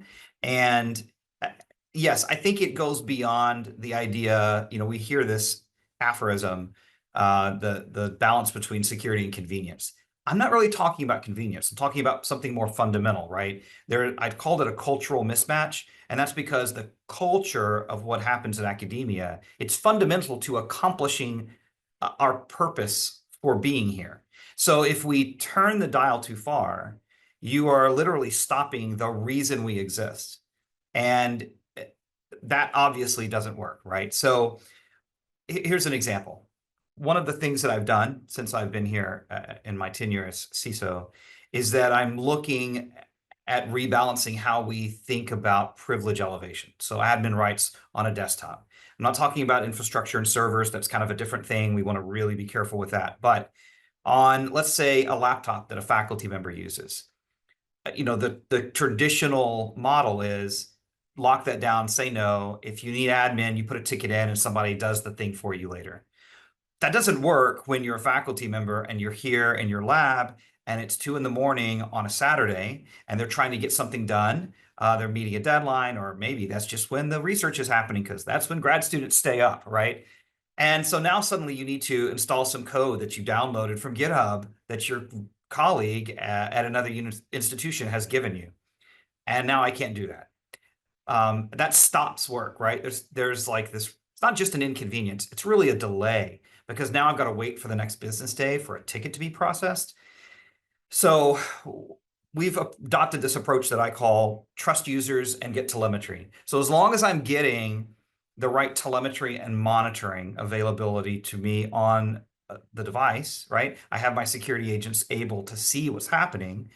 I have become a lot more flexible, allowing our users to click a button and temporarily elevate to administrative privileges. So for a short period of time, they can just do what they need to do, install that printer, change that configuration setting, install some software, and then it falls back down to a standard user privilege model. And during that time, I have telemetry of what happened, so I can watch it. Now, there's a little bit of risk there. Something bad could happen in that short time period, right? I probably wouldn't catch it until a little bit later, but we're getting better and better about watching that telemetry and building, AI models and using automation to watch and automatically detect if something's not right. For the most part, what I try to tell my team is that when we build things in to stop something bad happening, our own employees aren't the bad guys we're trying to stop, right? We need to enable them to do their jobs. We're trying to protect them from the bad actors that are out there. And I think about you mentioned AI, and I think about it in a slightly different context too, because all we're hearing in our space, right, is how vastly everything is changing and how fast everything's changing. The threats are expanding, the risk profile is expanding. All of that is incredibly fast moving and hard to deal with for any cyber professional, but especially in the sort of in that balance that you just laid out. So from your perspective, I mean, what does this look like in this era of expansive attacks and expansive threats? Yeah, I mean, we certainly see that attackers are using AI to help them model and build attacks and new approaches. We're doing the same thing. All of our vendors and security tools are baking AI in. Of course, in security, I think this is not new to us, right? So before it was called AI, we've seen machine learning and machine learning models being used more and more extensively in our security tools for at least a decade. And so in some respects, we're a little bit ahead of the curve from the rest of the industry here. But one thing that we've definitely seen is that we have to double down on this idea of automating. The volume of attack that we deal with, just in general in our industry, but in higher ed too, right? We have to use automated mechanisms that are using machine learning in order to handle those attacks at that front line. If I'm waiting for a human to see, register, and then take action, I'm already behind. It's too late, right? So one of the things I tell my staff is, when you build these detectors, when you build something that's able to look at data and then make some type of alert, we have to run it for some period of time. We have to prove that it's working, that it doesn't have a false positive rate, above some ceiling or floor, that we're comfortable with it. And then we have to automate it and move on to the next one. We can't keep these alerts being something that feeds to a human and a human making the decision. We have to get more and more comfortable allowing the machines to make these decisions and move on. Now, sometimes that decision is take action. Sometimes it's make a decision, flag it for review by a human. But either way, that tier one, more and more we have to push that down to machines, because more and more machines are the ones that are launching those initial attacks. And then, sort of to close this out, Adam, we've got about a minute or so left. The audience here today at the Cybersecurity Modernization Summit is university professionals like you, but also state and local IT decision makers, some federal IT decision makers who are tuning in. What advice do you have for them, and what do you need from them as a university CISO? What does that look like for you? Right. Well, our engagement with local government and decision makers is often sort of collaborative. We have groups that we work with, sort of local council of governments, if there were cyber attacks, things like that. That works really well for us. My primary engagement with government is with federal and state. So as a state institution, I talk to our state cybersecurity professionals and Department of Information Resources a lot. We're governed under the governance structure that they regulate. And then with the federal, we have federal funding agencies that most of our research dollars comes from. And so we are subject to most of those federal frameworks for how cybersecurity is run. I think from my perspective, the thing that is most effective And what I would like to see more is just better communication and machine interfaces to get to regulatory information and frameworks, right? So a lot of this stuff is published in PDFs that humans read. And the same way that we're moving past that in some of our attack and response activities and operations, I'd like to see us move past that for compliance as well. We're chasing this idea of compliance as code versus having humans do checklists. So the more that our frameworks around compliance can be encoded in machine readable formats, the better that is for us. We respond to, or we are subject to, the NIST frameworks. We use the NIST cybersecurity framework. We build all of our security controls around NIST 800-53. And the ability to get that in formats where we're able to apply that directly to VMs or storage or infrastructure in the cloud, that lets us move faster. Adam, so much more we could talk about, but I really appreciate you being here with us today, and thanks for sharing all these great insights. Thank you. Thank you for having me. And to our audience, stay tuned for more from today's Cybersecurity Modernization Summit.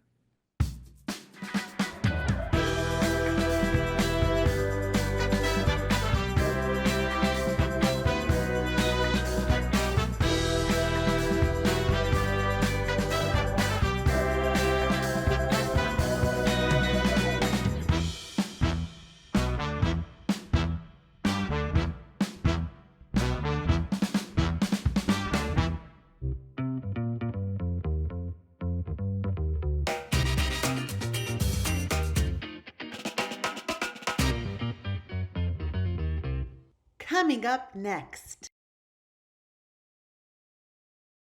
Good afternoon, everyone. It's an honor to be here with so many dedicated professionals working to protect our state and local governments, our schools, and the citizens who rely on these institutions.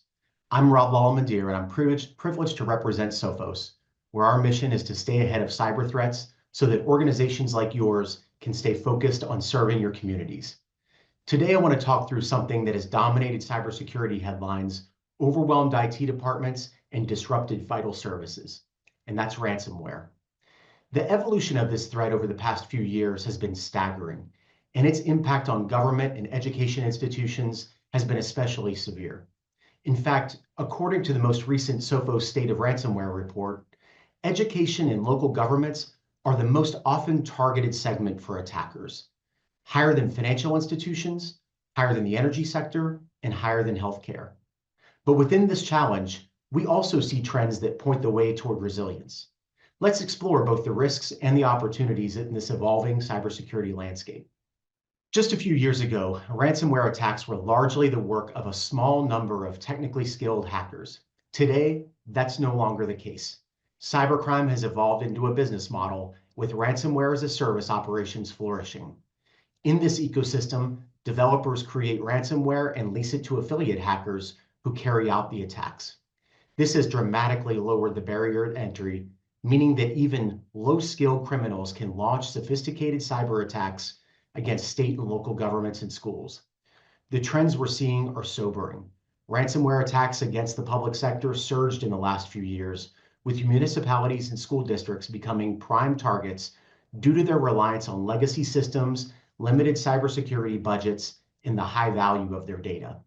The Sophos report also highlights that ransomware actors successfully encrypted data in over 77% of attacks on education, well above the global average. Cybercriminals know that public services cannot afford prolonged downtime, which increases the pressure to pay these ransoms. And unfortunately, many do. Adding to this challenge is the increased role of nation-state actors in ransomware operations. Countries such as China, Russia have been linked to ransomware groups that not only seek financial gain, but also to disrupt critical infrastructure and weaken public trust in government institutions. These state-sponsored cybercriminals often operate under the protection of their home governments, making them harder to track and prosecute. Their tactics are becoming more advanced, with some even leveraging artificial intelligence to improve attack efficiency and evade detection. Another troubling development is the rise of wiper malware, which nation-state-backed groups deploy to destroy data rather than demand a ransom. These attacks often politically motivated and can cripple essential services, leaving organizations without any means of recovery. The intersection of ransomware and geopolitics means that cybersecurity is no longer just an IT issue. It's a matter of national security. In the early days of ransomware, attackers simply encrypted files and demanded payment for the decryption key. Today, they've evolved. The rise of double extortion means that attackers are not just locking up systems, but they're also exfiltrating the data and threatening to release it if the ransom isn't paid. The report also indicates that around 20% of government and education ransomware attacks involve data theft, increasing the risks for institutions handling sensitive student and staff information. At the same time, the attack surface has expanded dramatically. Remote work, cloud adoption, and the proliferation of IoT devices in government offices and schools have introduced new vulnerabilities.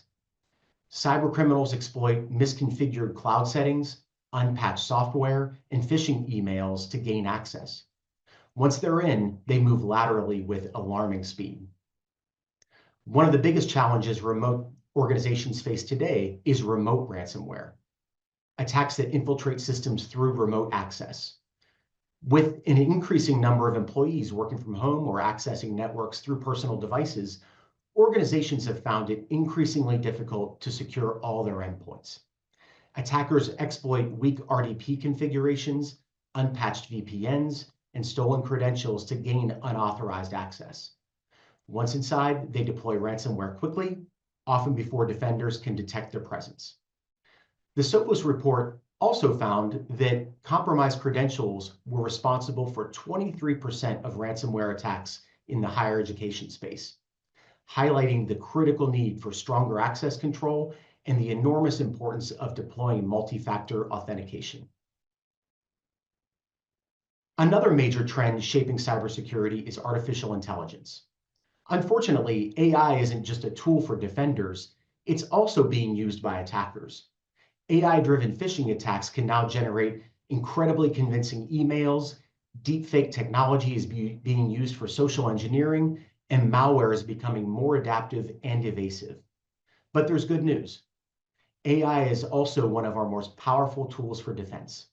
Sophos and other cybersecurity leaders are leveraging AI to detect these threats faster, analyze vast amounts of data for anomalies, and automate responses to stop attacks before they spread. AI-powered detection and response solutions are helping organizations stay ahead, identifying threats in real time and cutting down on the response times. So how do we fight back? One of the most important strategies is embracing a zero-trust architecture, assuming that every user, every device, and every application could be compromised, and verifying everything before granting access. Many state and local governments are moving in this direction, but full implementation takes time and resources. Equally critical is cyber hygiene, getting the basics right.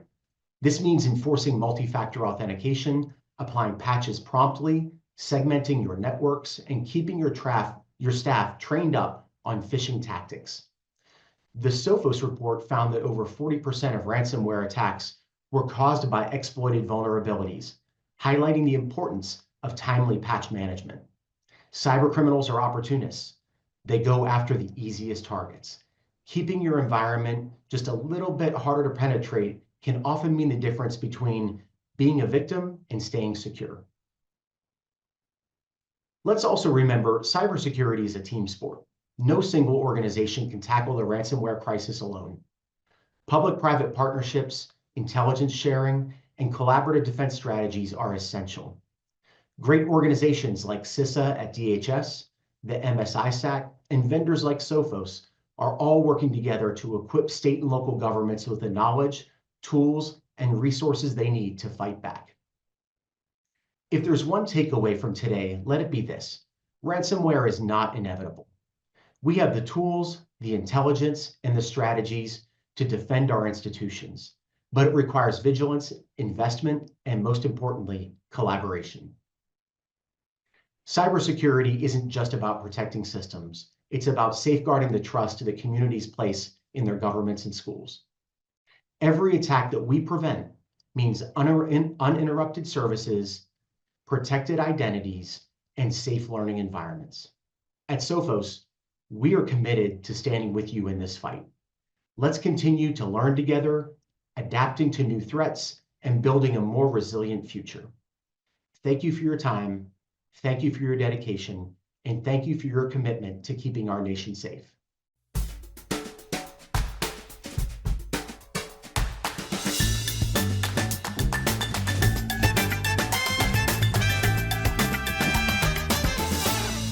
Coming up next.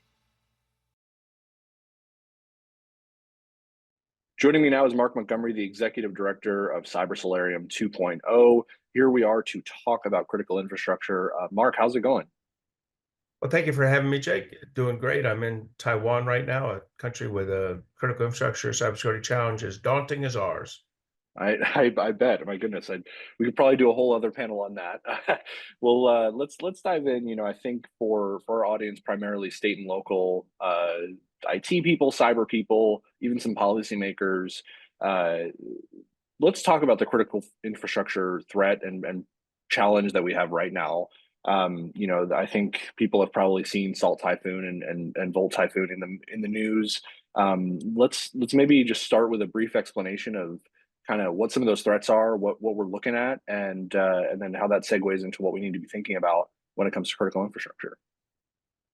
Sure. I think that's a good thing because sometimes, you know, everything being a typhoon, you start to think they're very related to each other. And while they are related, they're not the same. Volt Typhoon was a cyber malicious campaign, is a cyber malicious campaign executed by the Advanced Persistent Threat Team, known as Volt Typhoon, that was doing what I would call operational preparation of the battlefield. That is the penetration, mapping, and then eventually installation of, so in some cases, malware for future malicious activity. So that's to, in the future, disrupt or damage networks. And these were in kind of your traditional critical infrastructures like ports, rail, electrical power, water, a few others.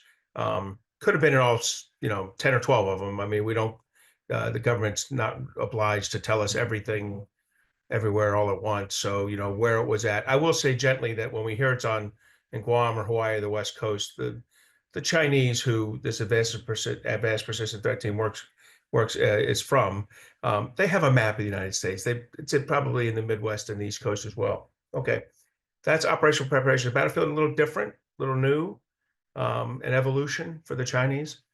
Now, Salt Typhoon is also a Chinese advanced persistent threat team, but different target set. I mean, they were going after telecommunications infrastructure, but it was for the purposes, it was an espionage act, not a operational preparation of the battlefield. And while a lot of the tools could be the same, a lot of the, maybe even the exposure, they weren't, but they could have the same access points. Salt Typhoon was clearly an attempt to access the core networks of the large telecommunications companies and ISPs in the United States, so that they could conduct espionage, maybe intellectual property theft, I'm not sure. But I think espionage for certain, especially when you find them going after government agencies. So two very different types of attacks, a similar adversary and a similar victim, us. And so, when we segue that into sort of what the moment is for state and local entities in critical infrastructure cybersecurity, obviously a lot of folks will probably think about the state and local cyber grant program and how that hopefully bolstered some defenses across the board. But I mean, what is the sort of the state of things for state and local as we look at this critical infrastructure threat? Well, listen, state and local infrastructures are at risk. They're at risk by their title. I mean, their title implies they probably don't have a lot of access to working capital. Most states and localities don't like remain flush year round and spend money when they feel like it. They have very tight budgets and they have to adhere to them. And generally there's, if anything, there's a scrimping and a cutting because of an unexpected cost, not a windfall in a, not a spending in a spree because of a windfall. So financially challenged. They also have trouble raising capital. You can't, they can't do like a Series B funding for the Farquhar County, right, water utility. That's not something I've heard, not on my bingo card.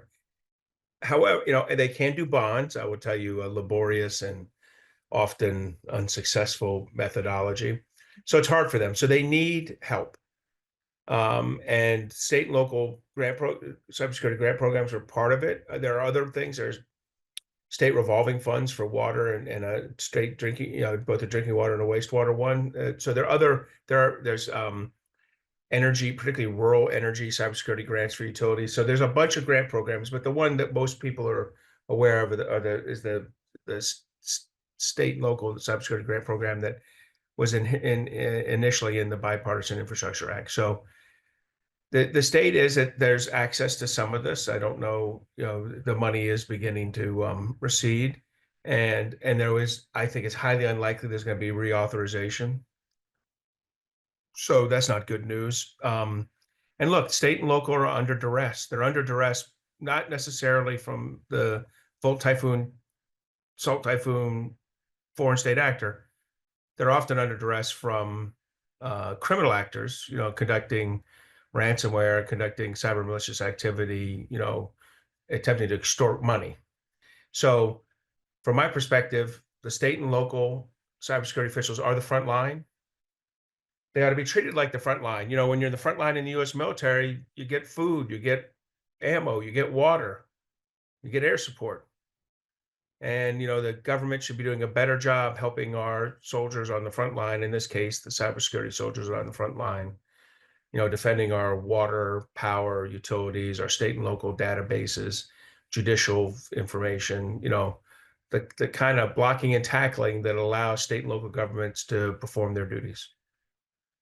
One of the things that we've been talking a lot about here at today's Cybersecurity Modernization Summit is sort of like what is that point of change, right? What does it take for things to change? We talk about these inflection points kind of in the last couple of years, the pandemic, the 2016 and 2020 elections, like all of these things that sort of spurned some actual decent change in our IT community here. When it comes to critical infrastructure and cyber, as you talk about those funds starting to recede, you talk about the likelihood of sort of renewing those funds is not likely. When we look at that, I mean, what is it going to take to get us to have a change moment? I mean, do some of these systems really have to fail for this to actually change? I worked at the White House in 1998 to 2001 chasing terrorists. And my boss, Dick Clark, knew something was wrong. He had better spider senses than I did. He'd been there for about 10 years, Richard Clark, and was a real counterterrorism expert. My spider senses weren't going off, but there was a problem. There was a problem in our intelligence sharing between the FBI and CIA and how we responded to domestic threats to the United States.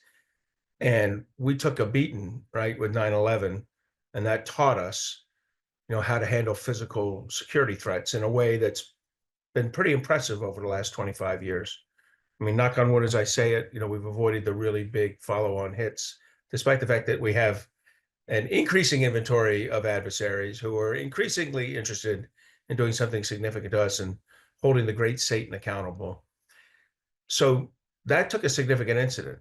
And I hesitate to go back to Pearl Harbor, but the Navy learned a lesson at Pearl Harbor. The Army learned a lesson at Pearl Harbor, Army Air Forces. So sometimes it takes a significant incident to change the course of the aircraft carrier that is the United States decision making on this. So look, I hope we don't have that. But I have to tell you, the vast majority of our critical infrastructures, there's a handful that I would give a A or a B to, financial services at the high end, large banks, the defense industrial base, especially the larger companies, some of the electrical power grid, particularly the ones associated with nuclear power, have nuclear power plants like that. You can see some areas of success where either because of the utility, because of the sector or the government or both, you have a good program. Unfortunately, I only named like 20% of the sectors. The other 80% are C's and D's. I'm a professor at Georgetown, and I give I'm an easy grader. And I'd still give these guys C's or D's. And then there's a handful of F's. Department of Education protecting our K through 12 kids' data. Agriculture and food, protecting our agriculture and food. HHS protecting our rural health care. EPA protecting our water. Those are 4 F's. And not in a good way, 4F, right? This is 4F, this is a failure.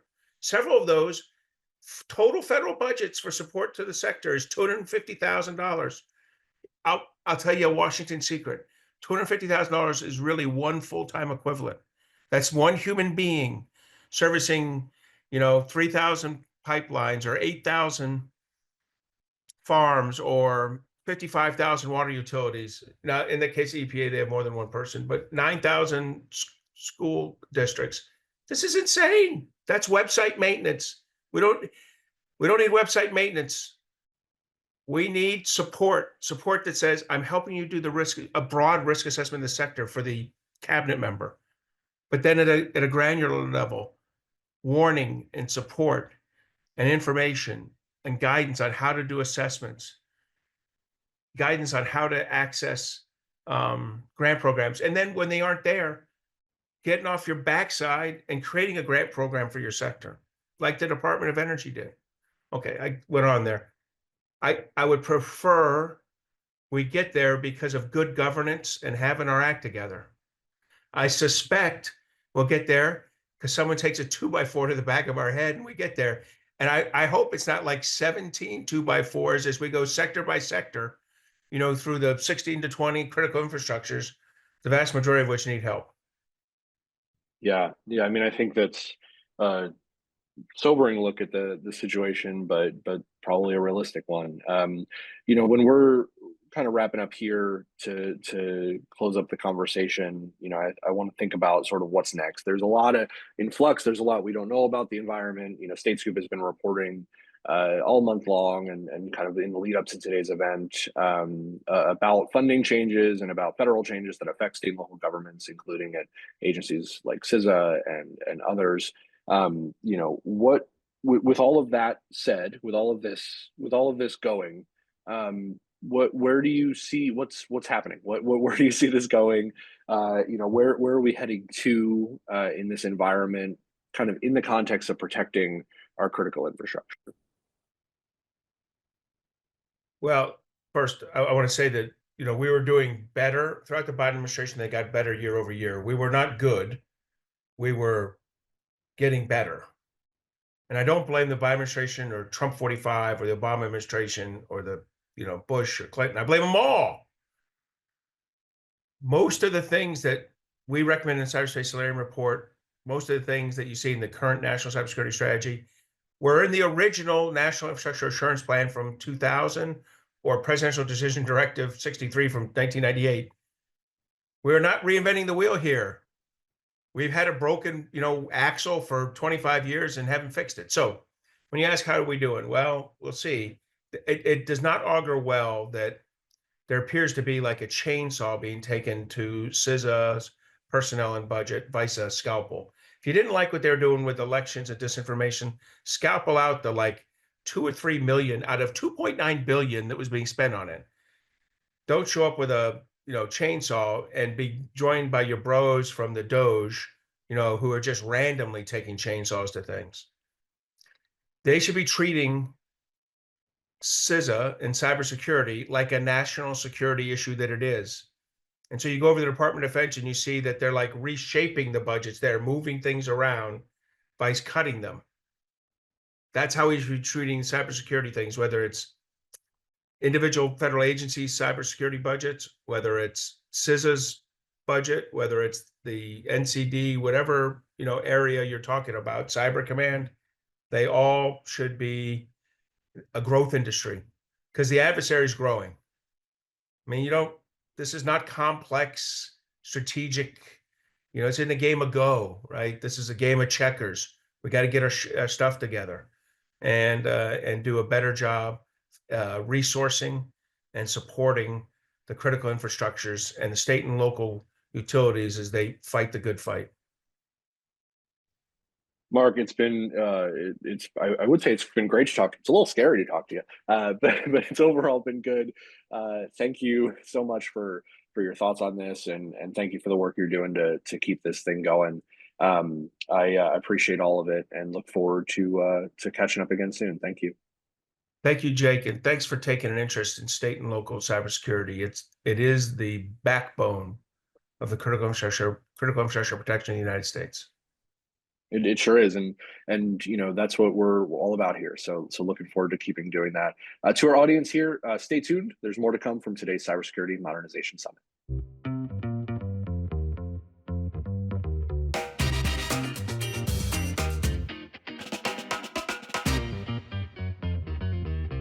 Coming up next. Thank you all so much for joining us today at our Cybersecurity Modernization Summit. We had an incredible day of conversations and talks. Thank you again to all of our speakers for their participation in today's event. And another thank you to our sponsors, Datadog, Sophos, and Wiz, for joining us today. The conversations that started here today continue online. Follow along with the hashtag CyberModSummit on social media and find coverage from today's event on statescoop.com and edscoop.com. You can also tune in to StateScoop's weekly podcast Priorities at prioritiespodcast.com, and be sure to join us again soon for an event online or in person. You can see our upcoming events at statescoop.com/attend. I'm Jake Williams, Senior Vice President of Modernization at Scoop News Group. Thanks again for being with us.